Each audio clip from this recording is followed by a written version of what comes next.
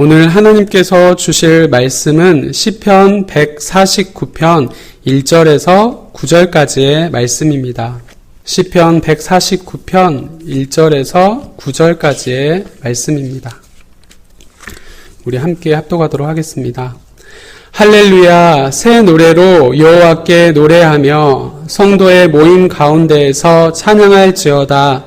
이스라엘은 자기를 지으신 이로 말미암아 즐거워하며 시온의 주민은 그들의 왕으로 말미암아 즐거워할지어다.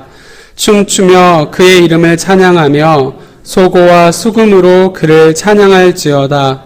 여호와께서는 자기 백성을 기뻐하시며 겸손한 자를 구원으로 아름답게 하심이로다. 성도들은 영광 중에 즐거워하며 그들의 침상에서 기쁨으로 노래할지어다. 그들의 입에는 하나님에 대한 찬양이 있고 그들의 손에는 두 날 가진 칼이 있도다. 이것으로 문 나라에 보수하며 민족들을 벌하며 그들의 왕들은 사슬로 그들의 귀인들은 철고랑으로 결박하고 기록한 판결대로 그들에게 시행할지로다. 이런 영광은 그의 모든 성도에게 있도다. 할렐루야. 아멘. 이사야서 43장 21절의 말씀을 보시면 다음과 같이 기록되어 있습니다. 이 백성은 내가 나를 위하여 지었나니 나를 찬송하게 하려 함이니라. 그렇습니다. 하나님은 말씀으로 천지를 창조하셨고 찬송을 부르게 하기 위해 우리 인간을 창조하셨습니다. 말씀과 찬송은 하나님이 인간을 창조하신 이유이며 목적인 것입니다. 오늘 주신 말씀을 통해 성도된 우리가 하나님의 말씀과 찬송의 의미를 깨닫고 오늘 하루도 말씀과 찬송으로 하나님께 영광 돌려드리는 복된 하루를 살아가시길 바랍니다. 먼저 찬송은 하나님께 입술의 열매로 드리는 예배입니다. 오늘 본문 2절의 말씀을 보시면 이스라엘은 자기를 지으신 이로 말미암아 즐거워하며 시온의 주민은 그들의 왕으로 말미암아 즐거워할지어다 라고 말씀합니다. 하나님의 백성이 입술의 열매로 하나님께 드리는 이 찬양은 본문 2절의 말씀처럼 하나님의 주권을 인정하는 믿음의 표현이므로 하나님께서 주시는 구원과 승리의 필수 요소라고 할 수 있습니다. 하나님은 우리를 지으셨고 환난 중에 부르짖는 자들의 구원자가 되어 주셨습니다. 그러므로 창조주와 구원자이신 하나님을 기뻐하고 감사하고 찬양하는 것은 하나님의 백성의 마땅한 의무요, 은혜로 누릴 권리입니다. 또한 마음의 중심에서 우러나오는 찬양은 믿음과 감사의 표현이므로 하나님과 올바른 관계를 맺고 있다는 또 다른 증거이기도 합니다. 이스라엘 백성의 입에서 찬양이 나올 때 그들은 하나님의 보호 속에서 평안함과 풍성함을 누릴 수 있었습니다.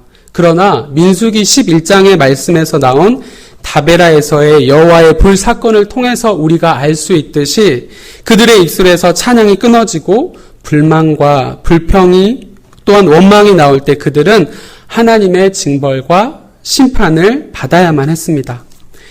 역대하 20장의 기록에 보시면 유다 왕 여호사밧 때에 모압과 암몬이 침범하자 여호사밧은 찬양대를 앞세워 하나님의 인자하심이 영원하심을 찬양했습니다.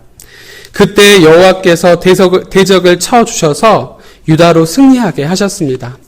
전쟁터에서 군대 대신 찬양대를 앞세운다는 것은 전적으로 하나님을 믿고 의지한다는 표현이었습니다. 보통은 하나님의 구원 역사를 체험하고 난 뒤에 하나님의 은혜에 감사하며 찬양을 드리게 됩니다. 그러나 전투를 앞두고 먼저 찬양하는 것은 구원과 승리를 이미 얻었음을 믿는 믿음을 하나님께 보여드리는 것입니다. 이같이 믿음으로 드리는 찬양은 하나님께서 주실 구원과 승리의 필수 요소입니다. 본문 4절의 말씀을 보시면 여호와께서는 자기 백성을 기뻐하시며 겸손한 자를 구원으로 아름답게 하심이로다 라고 그렇게 말씀하고 있습니다. 하나님을 온전히 신뢰함으로 찬양하는 하나님의 백성을 하나님께서는 기뻐하시고 세상 그 무엇보다도 하나님을 의지하는 겸손한 하나님의 백성을 하나님께서는 구원해 주십니다. 둘째, 하나님의 말씀은 좌우의 날선 성령의 검과 같습니다. 하나님의 말씀에 순종하는 것은 하나님의 백성이 전쟁에서 승리하는데 가장 중요한 무기입니다. 이스라엘 백성이 출애굽할 때 하나님이 모세에게 주신 말씀대로 기적의 역사가 성취되었습니다. 또한 약속의 땅 가나안을 앞에 둔 이스라엘 백성이 요단강을 건널 때에도 말씀이 기록된 법궤를 앞세워 요단강 바닥을 밟고 건너갈 수 있었습니다.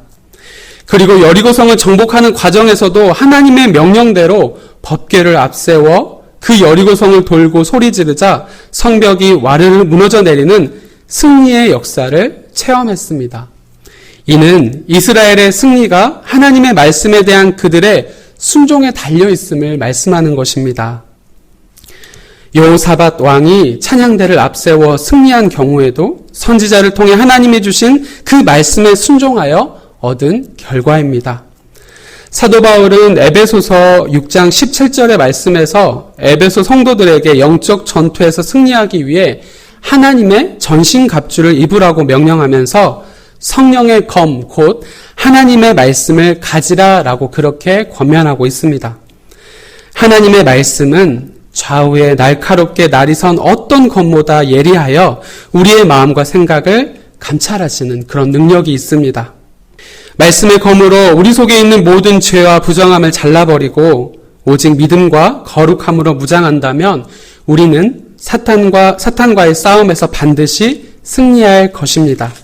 본문 9절의 말씀 전반부를 보시면 기록한 판결대로 그들에게 시행할지로다 라고 말씀합니다.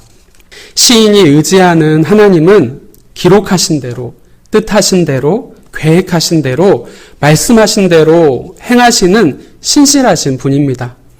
본문의 말씀처럼 전능하신 하나님은 성도들을 대적하는 원수들을 멸하시고 궁극적으로 영원한 하나님 나라의 승리를 주실 것이라고 그렇게 약속하십니다. 오늘 하루 그 약속의 말씀을 믿고 순종하여 하나님께서 주신 구원과 승리를 경험하고 누리는 성도들이 되시길 바랍니다. 사랑하는 성도 여러분, 사단은 오늘 하루도 우리로 하여금 하나님의 말씀에 불순종하고 하나님께 드릴 찬송을 원망과 불평으로 바꾸어 스스로 자멸하도록 성도된 우리들을 공격할 것입니다. 예상치 못한 상황으로 혹은 뒤틀린 인간관계로 또는 하나님 외에 믿고 의지하는 세상의 것들로 우리의 입술에 찬양이 멈추게 하고 말씀에 순종하지 못하게 우리의 마음을 공격할 것입니다. 바라기는 이러한 사탄의 괴계를 항상 기억하여 좌우에 날선 성령의 검인 하나님의 말씀을 수시로 읽고 듣고 묵상하며 그 말씀의 순종으로 행하시길 바랍니다. 수시로 찬양을 통해 하나님의 살아계심과 역사하심을 선포하고 어렵고 힘든 시기일수록 더욱 하나님을 신뢰하고 앞으로 주실 은혜를 확신하며 아름다운 입술의 열매로 예배 드리시길 바랍니다. 그래서 오늘 하루도 하나님께서 동행하시고 이끄시는 또한 능히 이기게 하시는 승리를 맛보며 그 승리를 세상 가운데 보여주고 증거하는 축복의 통로된 오늘 하루의 삶이 되시길 간절히 소망합니다. 기도하겠습니다.